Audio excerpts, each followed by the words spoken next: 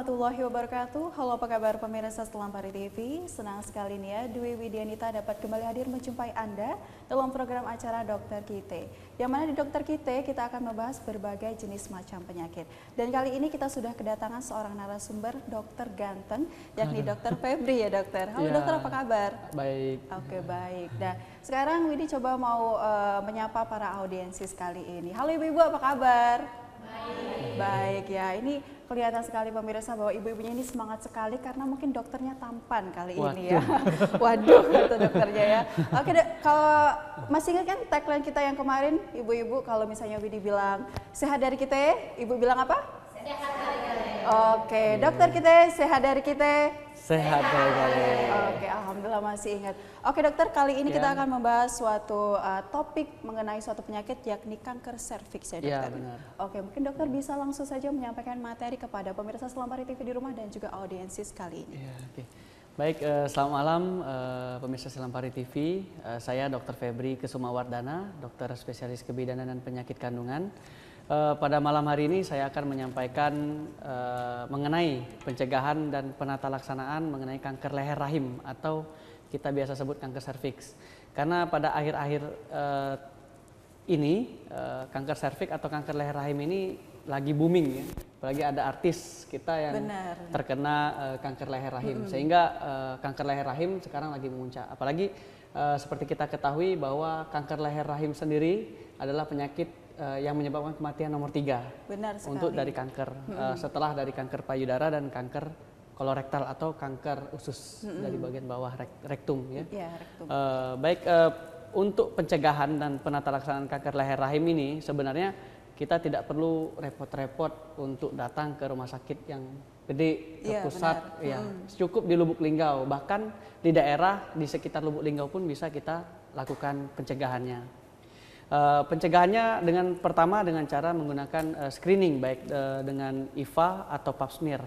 Jadi IVA itu kita menggunakan inspeksi visual dengan menggunakan cairan asam asetat 3-5%. Biasanya bisa kita gunakan dengan cuka makan. Jadi dengan cuka makan bisa kita modifikasi untuk melihat apakah kita terkena lesi prekanser atau kanker dari leher rahim tersebut. Tapi apabila masih ragu bisa kita gunakan dengan pap smear. Jadi kalau IVA kita menggunakan secara mata telanjang kita lihat dengan menggunakan cuka makan, kita lakukan penotolan pada leher rahim itu sendiri.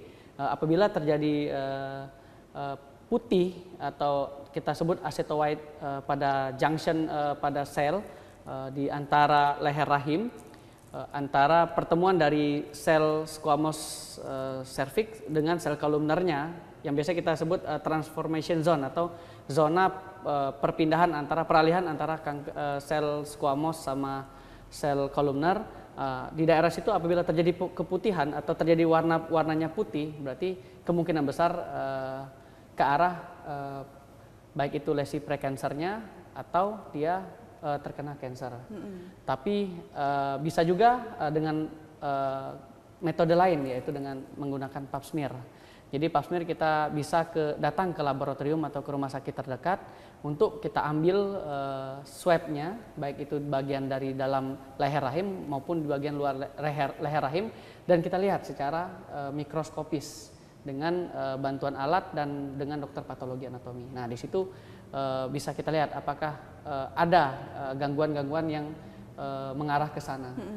Apabila ada, maka kita harus melakukan tata laksana yang lebih lanjut untuk agar kita tidak terkena lebih lanjut kankernya dan sampai stadium yang lebih tinggi. Mengikuti pengobatan seperti itu. Mengikuti pengobatan seperti itu. Nah, untuk pencegahannya sebelum kita terkena kanker serviks atau kanker leher rahim, sebenarnya kita bisa sekarang gunakan vaksin. Seperti kita ketahui kanker leher rahim itu sendiri kan penyebabnya adalah virus. Benar. Virus yang kita sebut dengan HPV atau Human Papilloma Virus. Jadi Human Papilloma Virus ini kita bisa lakukan vaksinasi. Jadi apabila terjadi intak atau terjadinya datangnya infeksi dari human papilloma virus, apabila kita telah tervaksinasi, maka untuk terjadinya kanker leher rahim itu sangat sedikit. Atau bagian sehatnya, walaupun nanti misalnya kita sudah terkena kanker leher rahim nih, atau lesi prekanser, atau sebelum kanker leher rahim itu namanya lesi prekanser. Jadi apabila terjadi lesi prekanser, kita gunakan vaksin. Jadi bagian yang sudah terinfeksi itu tetap terinfeksi, tapi bagian sehat sudah terlindungi. Jadi kapanpun bisa dilakukan vaksinasi, jadi walaupun sudah dengan terproteksi. Iya, sudah terproteksi dengan kanker serviks. Baik. Nah, untuk selanjutnya dokter, kalau misalnya kita berbicara mengenai kanker serviks ini kan mungkin ibu-ibu atau ya seperti saya juga wanita ini kan, kadang tidak mengetahui apakah saya ini terkena atau tidak. Nah, secara fisikal, secara bisa dilihat gitu, apakah ada ciri-cirinya? Oh, ciri-cirinya baik, dengan keluhan misalnya pada ibu-ibu itu tersendiri terkena perdarahan dari kemaluan yang berbau. Biasanya kan kita beda ini, ada yang berbau amis berarti biasanya terkena darah menstruasi. Tapi apabila berbau busuk, biasanya khas untuk kanker serviks itu baunya busuk banget. Bau banget. Jadi kalau misalnya ada bau terus berdarahnya setiap hari, sampai kadang ada yang berbulan-bulan berdarah sampai dia kekurangan darah dan harus dilakukan transfusi darah, itu sudah termasuk dari gangguan gejala dari kanker leher rahim. Iya, benar. Mungkin kita bisa break sebentar dokter ya. Nanti kita bisa lanjut lagi perbincangan kita. Ibu, kita bisa break sebentar Bu ya. Jangan lupa tagline kita, sehat dari kita, sehat dari kita. Pemirsa Selamat TV di rumah, jangan beranjak kemana-mana, tetap di dokter kita.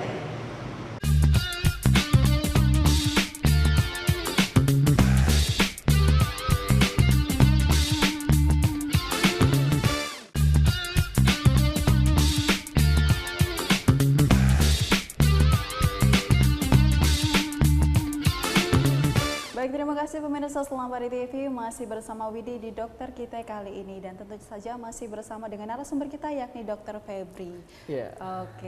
Ibu-ibu masih semangat? Dokter Kita, sehat dari kita? Sehat. Masih semangat. Pemirsa, di segmen kedua ini kita membuka sesi tanya jawab. Jadi untuk audiensis yang ingin bertanya bisa bertanya kepada Dokter Febri. Jadi ada ibu-ibu yang mau bertanya?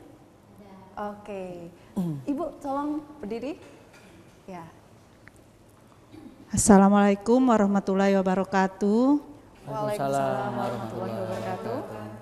Nama saya Bidan Zainaba dari IBI Ranting Rumah Sakit Dr. Sebirin. Saya akan bertanya dokter, apakah keputihan itu dapat menyebabkan kanker serviks? Kalau iya, keputihan yang bagaimana yang bisa menyebabkan kanker serviks itu?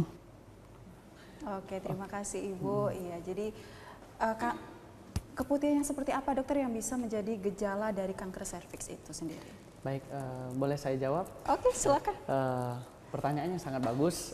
Jadi mengenai keputihan, memang seperti kita ketahui setiap wanita normal pasti mengalami keputihan. Nah, bisa nggak keputihan ini menjadi penyebab dari kanker serviks? Benar. Keputihan ini sendiri sebenarnya faktor resiko. Jadi apabila kita terjadi keputihan yang terlalu lama, keputihan yang berbau dan sampai gatal, itu meningkatkan resiko dari kanker leher rahim itu sendiri. Ya, benar. Terus mengenai keputihan macam apa sih dok tadi yang bisa menyebabkan kanker serviks? Sebenarnya seluruh keputihan bisa, tergantung dari infeksi dari virusnya tadi.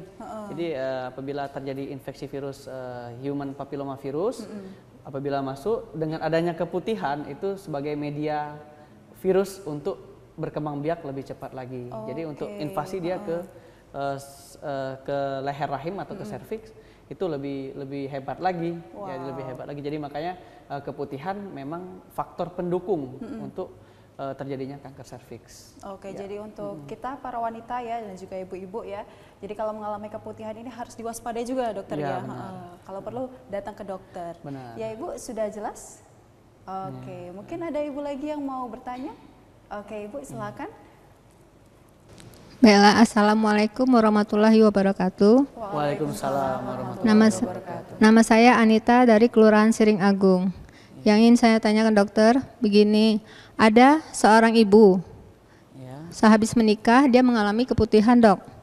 Keputihannya juga bukan kayak biasa, kental gitu kan.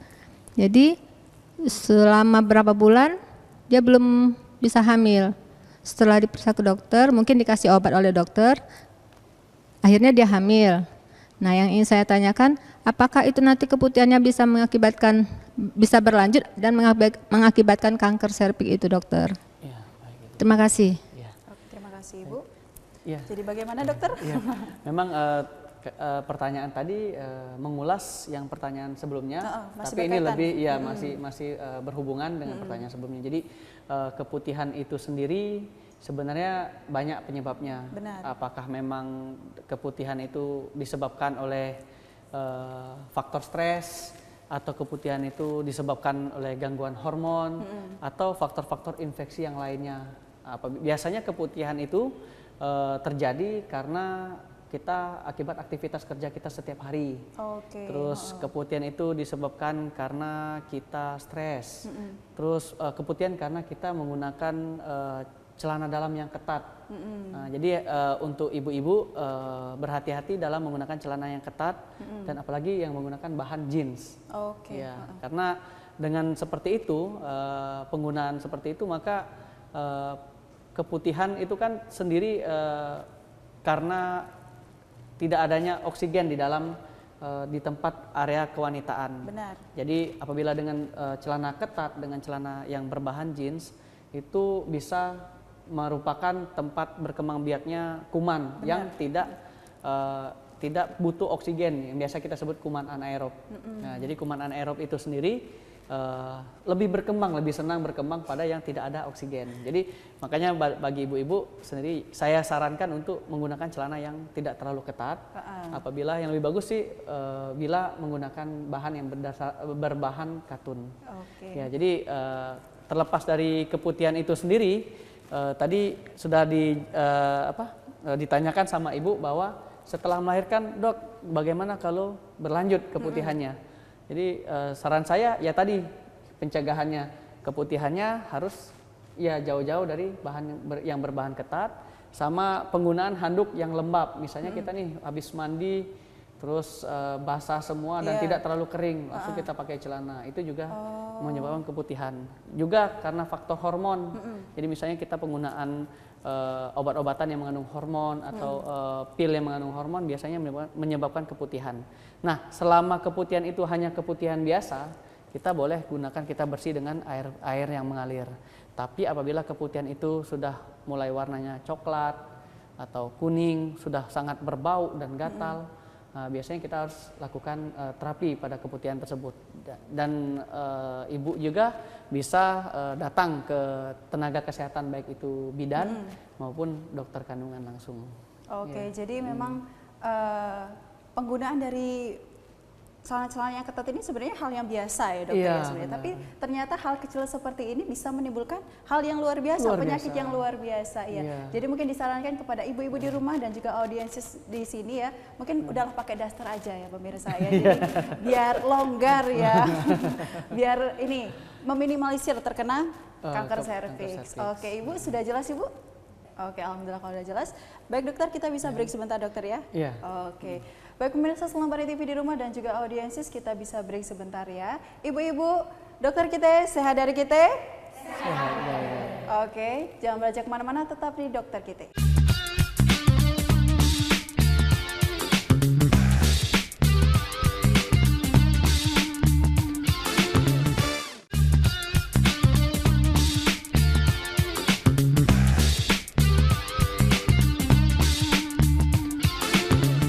Baik, terima kasih pemirsa Selambar TV, masih bersama Widi di edisi dokter kita kali ini. Tentu saja masih bersama dengan dokter Febri dokter ya. Masih semangat dokter? Semangat. Alhamdulillah kalau masih semangat. Ibu-ibu masih semangat? Dokter kita sehat dari kita? Sehat dari kita. Masih semangat, alhamdulillah. Pemirsa Selambar TV di rumah, di segmen ketiga ini kita membuka sesi tanya jawab, masih sesi tanya jawab. Jadi untuk audiensis, kalau ada yang bertanya silakan. Assalamualaikum warahmatullahi wabarakatuh. Waalaikumsalam warahmatullahi wabarakatuh. Selamat malam dokter. Selamat malam. Saya Nurmalina, Ketua IB Kota Lubuk Linggau. Dalam tema kita hari ini kan masalah kanker serviks.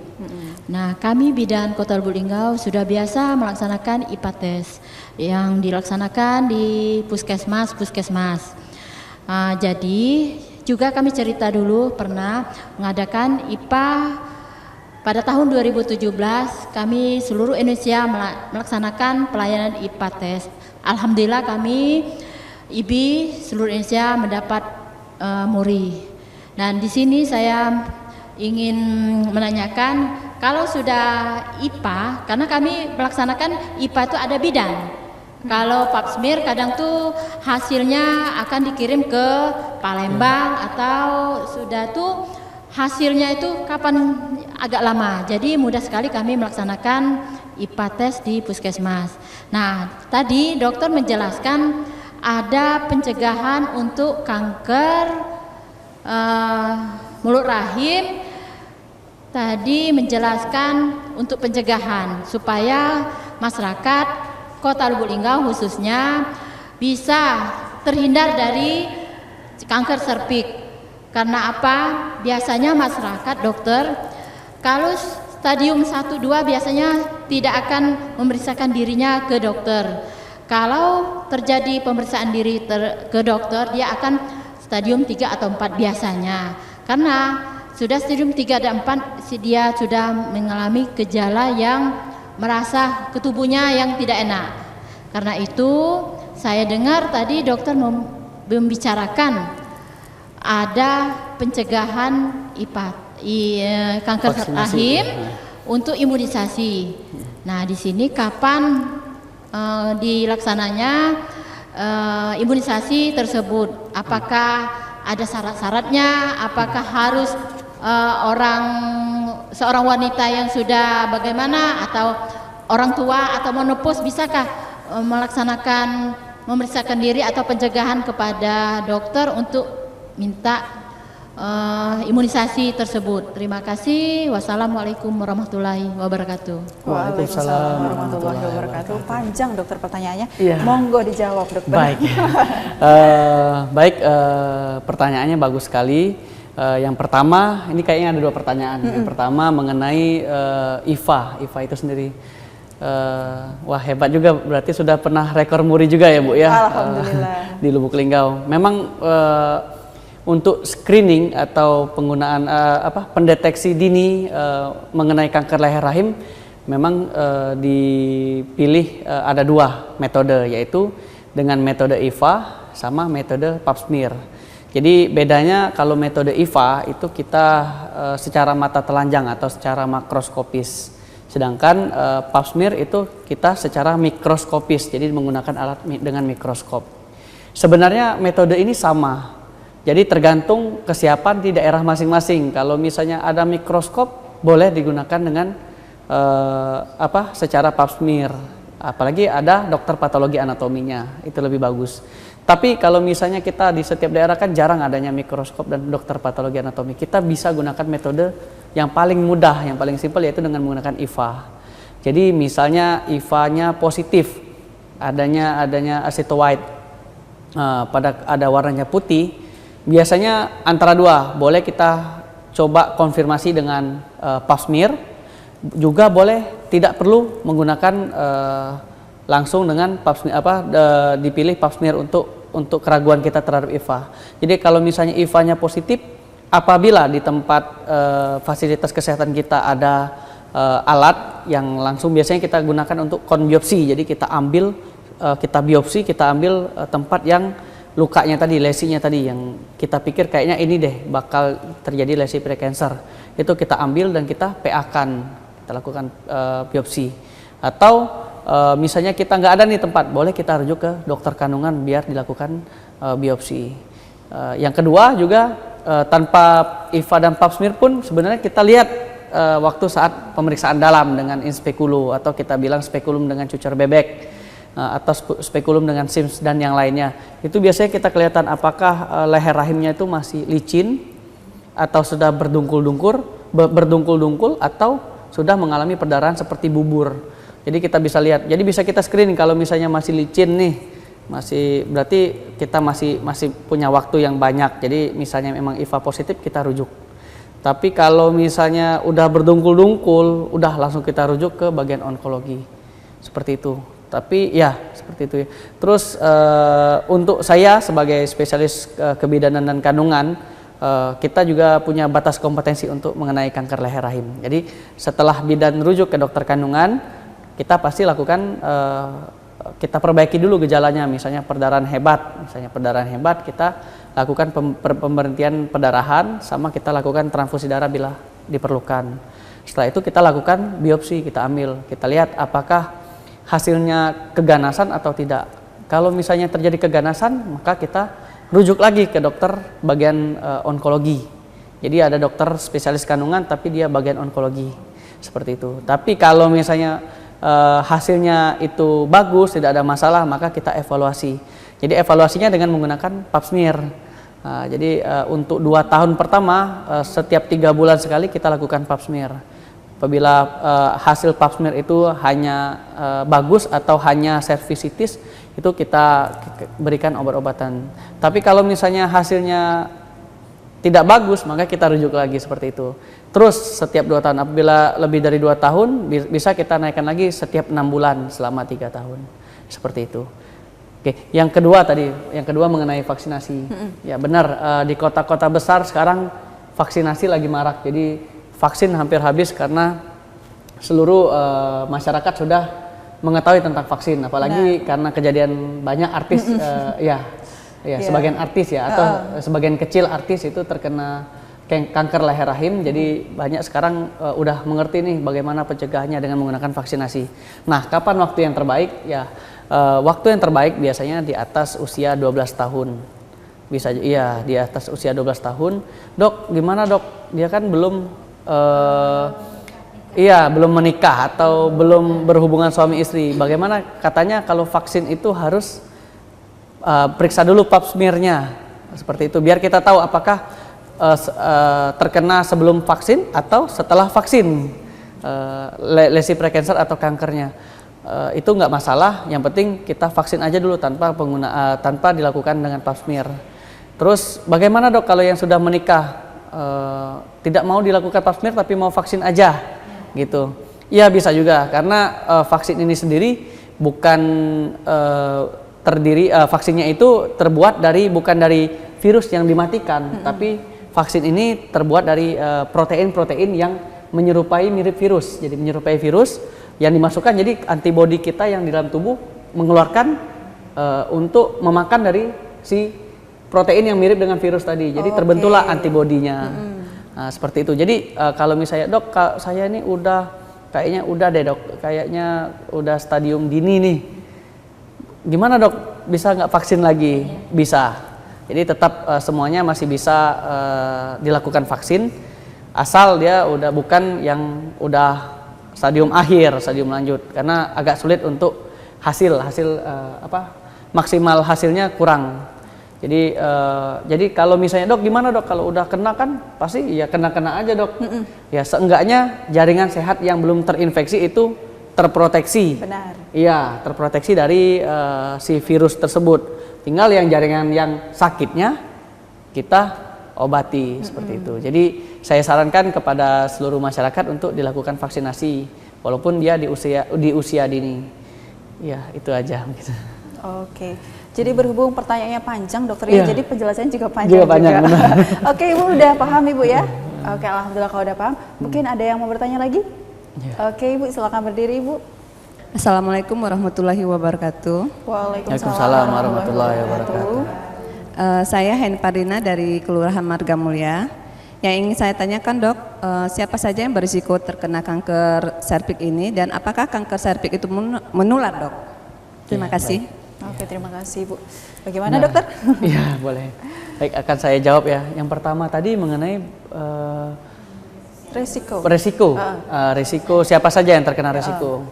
Baik, jadi human papillomavirus atau HPV ini yang penyebab kanker serviks ini biasanya ditularkan paling banyak itu lebih dari 50% karena hubungan seksual. Jadi yang sangat beresiko yaitu yang sudah berhubungan seksual, apalagi dengan berhubungan seksual lebih dari satu pasangan biasanya. lebih dari satu pasangan itu biasanya sangat berisiko sekali menularkan HPV tadi. Yang kedua, mungkin dengan pemakaian alat bersama yang lebih khususnya ke arah bagian kemaluan. Misalnya seperti handuk, pemakaian handuk bersama atau pemakaian celana dalam bersama. Dan yang lain-lain yang bisa menyebabkan penularan antara dari satu orang ke orang lain, seperti itu. Itu paling besar resikonya, apalagi yang aktif seksualnya pasti lebih gede. Untuk di bawah yang tidak aktif biasanya resikonya lebih kecil. Tapi dokter, ya? Lebih bagus kita mencegahnya saat sebelum benar-benar belum terkena, baru kita pencegahannya biar lebih maksimal seperti itu. Benar sekali. Yang kedua ya tadi. Yang kedua tadi mengenai menular nggak? Sangat menular sekali. Jadi human papilloma virus sangat menular sekali. Baik itu dari hubungan seksual tadi, sama penularannya melalui kontak dengan human papilloma virus, baik itu dari pakaian-pakaian yang kita gunakan dari satu orang ke orang lain. Benar. Ya, benar. Oke. Baik pemirsa, tadi sudah ada 2 audiensis yang bertanya dan juga dokter sudah menjelaskan, dokter ya. Nah sekarang ini waktunya bagi dokter untuk menyimpulkan. Tadi kita sudah berbicara mengenai kanker serviks dan sekarang dokter menyimpulkan dan juga memberikan tips-tips bagaimana pencegahannya. Baik, kesimpulan pada acara kita hari ini mengenai pencegahan dan tata laksana kanker serviks. Untuk kanker serviks ini sendiri kita sudah mengetahui bahwa kanker serviks bukan saja di kota besar sekarang. Jadi kanker serviks sudah mengenai di seluruh kota maupun di pedesaan sudah ada kanker serviks. Jadi saran saya untuk yang biasanya kanker serviks ini sendiri orang yang datang kalau apabila udah gejalanya udah lebih lanjut, misalnya udah terjadi perdarahan hebat, terus sekarang udah baru mau mengobati. Jadi saran saya sebelum terjadinya perdarahan hebat, sebelum terjadinya gejala stadium lanjut, maka alangkah baiknya kita memeriksakan kesehatan kita, baik di bidang kesehatan yang lain maupun kesehatan di bagian kewanitaan kita untuk diperiksakan di tenaga kesehatan, baik itu di bidan maupun di dokter. Dan juga apabila kita sudah memeriksakan, kita juga bisa deteksi dini untuk apakah kita ini resikonya besar untuk terjadi kanker serviks atau tidak. Apabila tidak terjadi kanker serviks, resikonya tidak terlalu besar, maupun yang sudah besar pun kita harus lakukan pencegahan dengan melakukan vaksinasi. Ya, jadi saran saya untuk seluruh wanita di Indonesia, terutama di Lubuk Linggau, Lubuk Linggau. Marilah kita semua untuk lakukan pencegahan ini dengan cara melakukan vaksinasi dan deteksi dini pada wanita-wanita yang nantinya akan mengalami masa-masa reproduksi atau terjadinya hubungan seksual, aktif seksualnya. Ya, seperti itu. Oke, terima kasih dokter terhadap waktunya dokter ya. Oke, ibu-ibu masih semangat ibu-ibu? Oke, jadi tadi dokter sudah menjelaskan mengenai kanker serviks dan semoga apa yang sudah disampaikan oleh dokter dapat menjadi informasi penting bagi kita ibu-ibu ya. Oke ibu-ibu, dokter kita sehat dari kita? Sehat gali-gali. Oke pemirsa Selampari TV di rumah, semoga apa yang sudah disampaikan oleh Dr. Febri tadi dapat menjadi informasi penting bagi pemirsa Selampari TV di rumah. Dan jangan lupa untuk terus menyaksikan dokter kita hanya di Selampari TV punya kita gale. Saya Dwi Danita pamit. Wassalamualaikum warahmatullahi wabarakatuh dan sampai jumpa.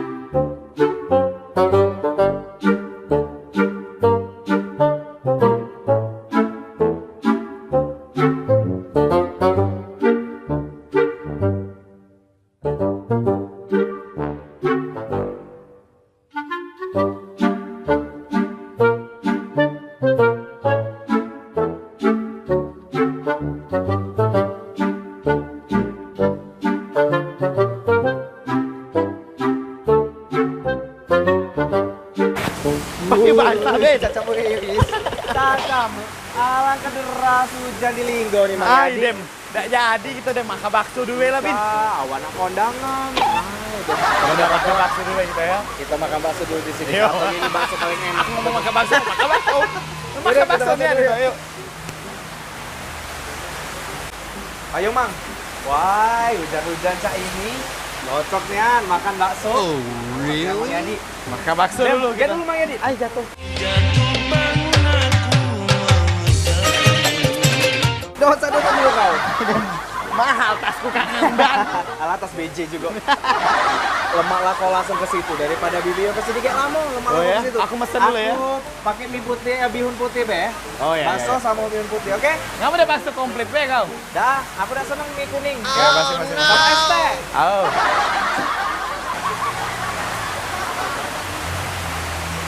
Mbak, pesan baksonya, Mbak. Oke. Bakso mie potewe sih, Kak.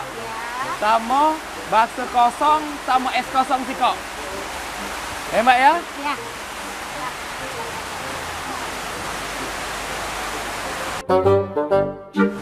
Woi, Bin. Ada kau pesan. Dem. Awas kau salah. Tapi es tehnya ada gatek. Enggak kate. Jadi Dia minum air putih, Kak Lai. tapi ada esnya. Apa ada es? Oh ya sudah jadilah. Yang penting baksonya jangan Iya. salah. Wah, caknya enak nih.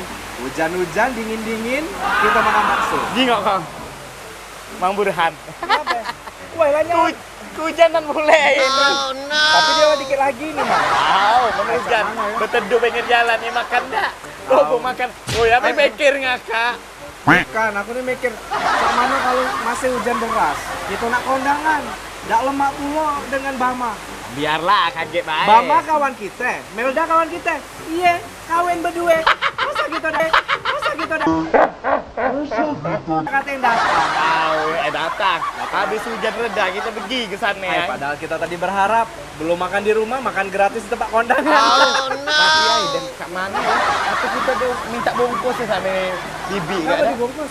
Lah, untuk sayur depan Melda sama Bama kaget nah. Melda. Jika kita lah kenyang, kita bungkus. Dah masuk akal, kelak-kelapuan, dia nunggu kita. Ay, ngangkat dah Bude, masuk akalnya. depan Bude. Lapar Bude.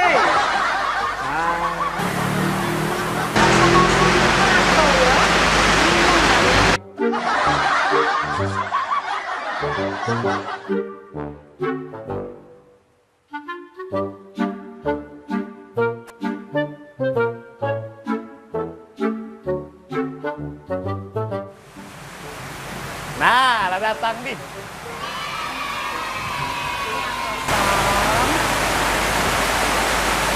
Ini yang ada minyak, yang pakai ini yang ada isinya. Lah, Bude, cak mana nih ya? Kalau ini ya, cak makan. Membaca ini paksa kosong. Apa kosong? Tadi kan pesanannya bakso kosong sama es kosong. Ini kosong benar kan? Loh, kau ini Mang Yadi. Bude nih, masuk aku bakso kosong, baksonya be Bude, baksonya be Bude.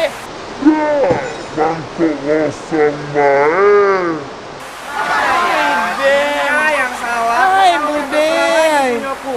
Aku nak Laju makan aku. Makanlah kosong-kosong. Nah, Bude, kuat ke lagi kalau. Ah, Bude.